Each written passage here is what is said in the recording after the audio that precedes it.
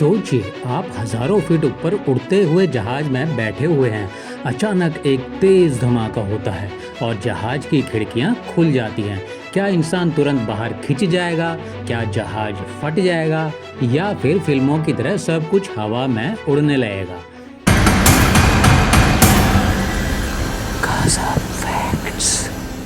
दोस्तों, यह सवाल जितना डरावना है उतना ही रोचक भरा है। असल में हवाई जहाज की खिड़कियां कोई साधारण कांच नहीं होती। उन्हें कई मजबूत परतों से बनाया जाता है ताकि वे आसमान में बेहद कम तापमान और भारी हवा के दबाव को भी झेल सकें। जब विमान लगभग 35,000 फीट की ऊंचाई पर उड़ता है तब बाहर का दबाव अंदर की तुलना में बहुत कम होता है।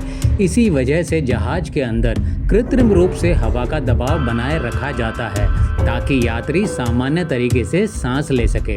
अब जरा कल्पना कीजिए, अगर ऐसी ऊंचाई पर अचानक खिड़की टूट जाए या खुल जाए तो क्या होगा? सबसे पहले केबिन की हवा बहुत तेजी से बाहर की ओर खींचेगी।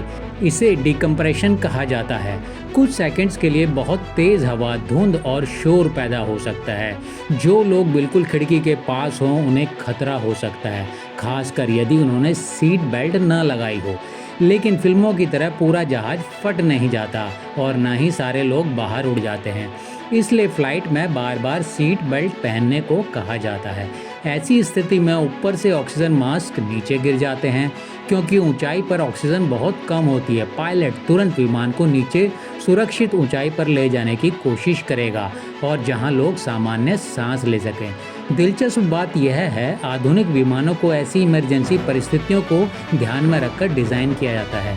यानी खतरा ज़रूर होता है लेकिन विमान और पायलट दोनों इसके लिए तैयार रहते हैं। तो अगली बार जब आप फ्लाइट में खिड़की के पास बैठे हों और बादलों को निहार रहे हों तो याद रखिए, उस छोटी सी खिड़की के पीछे छिपी है विज्ञान, इंजीनियरिंग और सुरक्षा की एक बेहद अद्भुत दुनिया। इसी तरह के रोचक फैक्ट्स देखने के लिए सब्सक्राइब कीजिए हमारा चैनल गजब फैक्ट्स। गजब फैक्ट्स।